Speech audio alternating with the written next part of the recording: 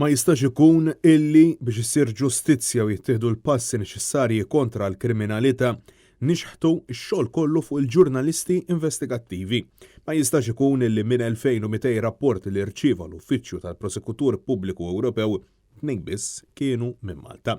Sostni dan il-prosekutur ewlieni Laura Kövesi waqt illi indirizzat konferenza tal-aħbarijiet f'Dar l-Ewropa fil-Belt Valletta fejn spjegat illi xogħol l-uffiċċju tagħha illi twaqqaf madwar 5 xhur ilu huwa illi investiga reati kriminali relatati ma' frodi u abbuż ta' fondi pubbliċi. B'mod mill-aktar ċaru tont, Kövesi saħqet illi għandha id-dubji tagħha jekk il-Baġit Ewropew ta' aktar minn 300 miljun euro li ngħata lill-Gvern Malti intużax kif suppost.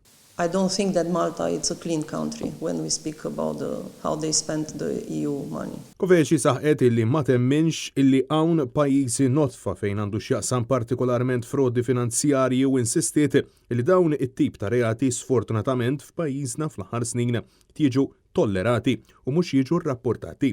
Fil-waqt li spjegat li minkejja li l-Gvern Malti ma jirrapportax ma jfissirx illi m'hawnx kriminalità. The fact that in some member states the level of detection is so low doesn't mean that that state it's clean and there is no criminality.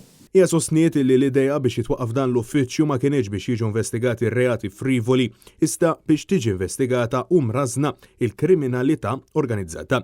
Prosekutur Ewropew Laura Kövesi spjegat illi tkellmet ma' diversi awtoritajiet Maltin fosthom l-Awditur Ġenerali, il-Kummissarju tal-Pulizija, l-Avukat Ġenerali u l-FIAU. Iżda meta staqsietom min huwa responsabbli għall-investigazzjoni dwar abbuż minn fondi Ewropej, Kövesi stqarret illi dawn farfru fuq xulxin. It was a little bit difficult for me to understand because each institution said that the other institution is responsible. But my main concern when I speak about Malta is the level of detections of crime. Intant, f'intervista ma' Net News, spjegat li hija perplessa kif l-uffiċċju tagħha mhux qed iwettaq investigazzjoni waħda f'Malta daqs li kieku m'hawnx kriminalità minkejja illi l-investigazzjonijiet barra minn xrutna juru mod ieħor. Well, when I said that I'm sure that there are no clean countries, for example, when I refer to Malta, I took into consideration the information that we have in the cases that are registered in other member states.